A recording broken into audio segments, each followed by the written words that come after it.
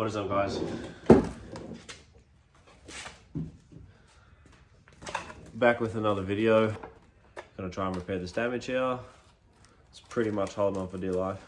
It snapped the bottom on both sides. Side's pretty much completely gone. But luckily it's still one piece. I've never worked with fiberglass before, so we're learning this together. So I'll start by flipping this over and inspecting how bad it is from the back. It's pretty shit. And then we'll crack this open. I reckon we'll get started filling it from the back. Now obviously, there's a massive red square on the floor, and some people might be wondering where that's from.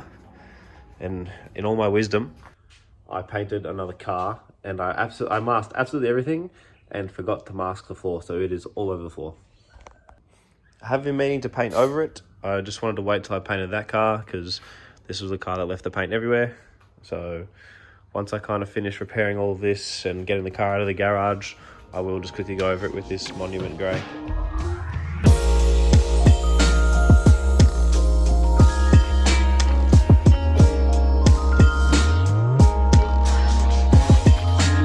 So we cracked open the kit. Got the resin here. This is the hardener. A little mixing cup with a tiny little baby mixing stick, paintbrush, and here's our fiberglass. It gives us 2 gloves. I'm hoping I don't rip through them because fiberglass is like the itchiest when you touch it. So let's just learn the mixing ratio and we'll get started. Right, I figured out the mixing ratios. I've cut up just 4 pieces of the fiberglass, and this looks ridiculous, but to keep it kind of flat and together, I've put it on this angle. So this is where I'll be laying the fiberglass, and I'll also do it here. Let's just see how it goes, huh?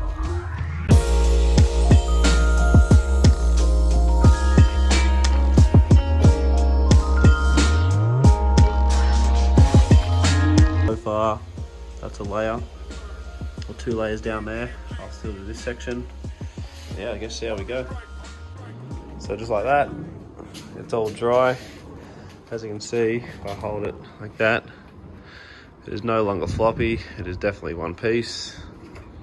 Actually dried way better than what I thought. I was expecting it to be way worse, but that is, as you can see, fully on. This whole bottom section's gone, but I'm thinking of leaving it just because it'll probably get snapped off anyways. Test fit the front lip now. And last time I pretty much had this plastic piece that kind of came down and around the front edge of the lip. You can see where the self-tapper holes are. And I plastic welded that to the bumper and then, yeah, just self-tapped it to the front lip. And yeah, it wasn't enough to hold on because I didn't mount anything from the front. So this time I'm going to do pretty much the exact same thing. Take all these little metal pieces out for the plastic weld and then get another plastic piece. But this time I'm actually going to brace it from the front so it can't kind of nosedive like it did, and that's why it came off. So this is what I'm thinking of using. It's just this plastic, and that's what I'm going to use to make the little extended part, and yeah, see how we go. So I couldn't find any cardboard, so a bit of foam is going to have to do the trick. What I'm thinking is something like that. I reckon that should do the job. I might even cut this back just a touch bit further. So we'll template it on this plastic, cut it out, and yeah, we can make adjustments as we go along.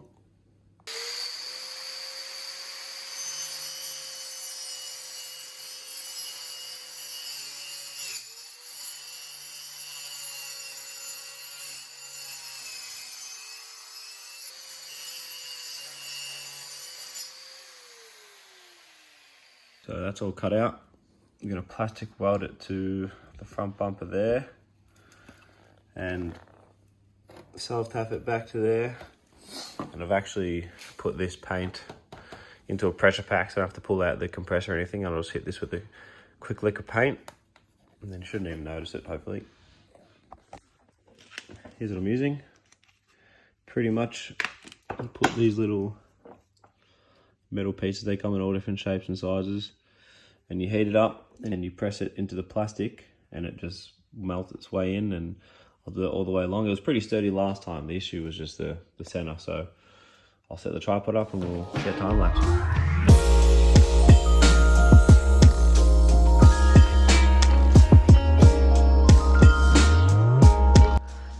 way longer than I first anticipated, but it's all on. Some of these are the old metal pieces that I've left in there, and obviously it's a bit damaged. Some of the bog and whatnot has come off, but that's all right. We'll hit it with a bit of touch-up paint, or even just like mask and paint over that. So both sides are done. This side as well. This side wasn't as bad. Off camera, I went ahead and hit it with the base coat and the clear coat. And there's like obviously a slight difference because it came out of a rattle can, but for the most part, it looks pretty good in my opinion. Just for a quick, let's try and scoot back, a quick touch-up job. So I've left it pretty big. I'll probably cut it like a bit nicer at another point, but for now, it'll do just fine. And now I'm going to be using some touch-up paint and just really touch up all these other scuffs, and I don't know what I'm going to do about this. Probably mask it off and hit it with a quick rattle can. So yeah, see how we go. It is climb day from the future. So obviously it took a bit of time between recording that and this currently. I'll split my forehead open in the process. So as you may have seen at the drift day, I went into the sandbank trying to throw a big entry on absolutely no tyre. And yeah, the front lip folded straight into the car, snapped in, only in 2 pieces, but unfortunately the track has thrown it out, and yeah, I have no hope of getting it back. So what you're gonna see now is just a quick time lapse of me painting the new lip and just what it looks like in the end.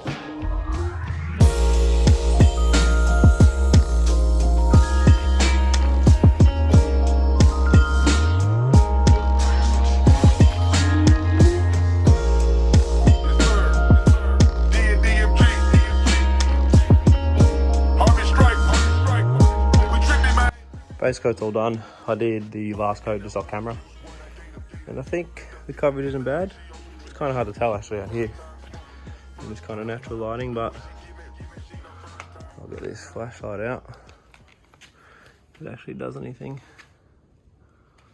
But yeah, I think the coverage is pretty even all over.